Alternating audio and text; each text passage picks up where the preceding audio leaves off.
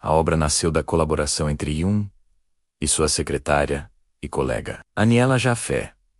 Aos 81 anos, relutante em escrever uma biografia tradicional, por considerar que os fatos externos de sua vida eram secundários, Jung aceitou registrar o que realmente importava: os confrontos com o inconsciente, as visões e o desenvolvimento de suas teorias, através da experiência direta. O livro é dividido em capítulos que seguem uma cronologia emocional e espiritual, desde a infância solitária em Basileia até os anos de maturidade na Torre de Bollingen. Jung descreve sua infância como o palco onde as sementes de sua psicologia foram plantadas. Filho de um pastor protestante cuja fé estava em crise, o jovem Carl sentia um abismo entre o dogma religioso e a experiência espiritual viva. Ele relata a descoberta precoce de que possuía duas personalidades. Personalidade número 1. O escolar comum. O filho. Aquele que vivia no mundo consciente e social. 2. Personalidade número 2. O velho. Um homem que pertencia aos séculos, conectado à natureza, ao mistério e ao eterno. Essa dualidade foi o embrião para o conceito de persona e self. Jung percebeu cedo que a realidade material era apenas a superfície de um oceano muito mais profundo. Um dos pontos altos do livro é o relato da relação de Jung com Sigmund Freud. Inicialmente, Jung viu em Freud um pioneiro corajoso. No entanto, o dogmatismo de Freud em relação à teoria sexual começou a criar atritos. Jung não conseguia aceitar que a libido fosse puramente sexual. Para ele, era uma energia vital psíquica geral. O rompimento ocorrido após a publicação de Transformações e Símbolos da Libido foi doloroso e resultou em um período de isolamento para Jung, que ele descreveu como sua concessão ao inconsciente. Foi nesse período de deserto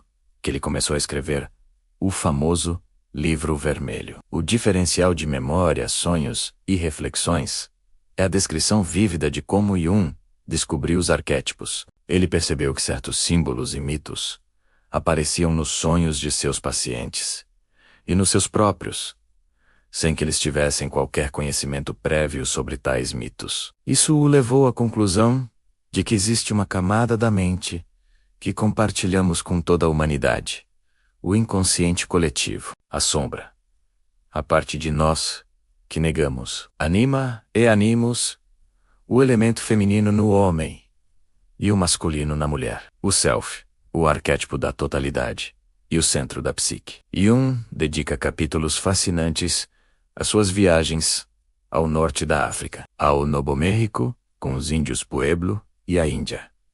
Essas experiências não foram turísticas, mas sim comparações psicológicas. Ao conversar com o chefe indígena Mountain Lake, Jung ouviu que os brancos eram loucos porque pensavam com a cabeça, enquanto os índios pensavam com o coração. Essas trocas culturais reforçaram sua crença de que a civilização ocidental havia se tornado excessivamente racionalista, perdendo o contato com o mito e com a alma. Para Jung, sua casa de campo em Bollingen era uma representação física de sua psique. Sem eletricidade ou água encanada, ele cortava lenha e cozinhava em fogo aberto, sentindo-se conectado ao homem primitivo dentro de si. Bollingen era o lugar de silêncio, onde ele podia dialogar com as figuras de seus sonhos, como Faleman, o guia espiritual, que lhe ensinou sobre a autonomia dos eventos psíquicos. O livro detalha como a construção da torre foi um processo de individuação,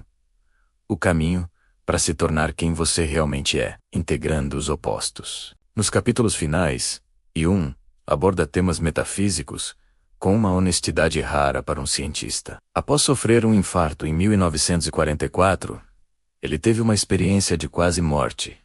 IQM. Ele descreve ter flutuado no espaço e visto a Terra de uma altitude imensa, sentindo uma sensação de êxtase e conhecimento absoluto. Essas reflexões sobre o além não são apresentadas como dogmas, mas como conjecturas baseadas na estrutura da psique. Ele sugere que a morte pode não ser um fim, mas uma transição para uma forma de existência, onde o tempo e o espaço perdem o sentido. Este livro é essencial, porque humaniza o gênio. Vemos um Jung que sentia medo, que lutava com dúvidas éticas, e que acima de tudo tinha uma curiosidade insaciável pelo invisível. Principais lições da obra: o sentido da vida. Para Jung, o propósito humano é iluminar a escuridão do ser. A importância do mito.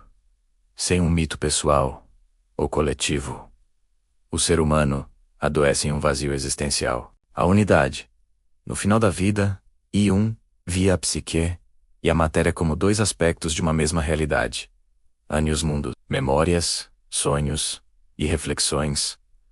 Termina com uma nota de humildade. Jung admite que, quanto mais soube, menos compreendeu o mistério último da existência. Ele se descreve como um velho que está satisfeito por ter vivido sua vida. O livro não é apenas para psicólogos, é para qualquer pessoa que sinta que o mundo externo não é suficiente para explicar a complexidade do ser humano. É um mapa para quem deseja iniciar sua própria jornada de individuação. Como Jung nos ensina nestas páginas, o maior segredo não está nas estrelas ou nos livros de história, mas no universo abismal que carregamos dentro de nós. Toda vez que fechamos os olhos para sonhar,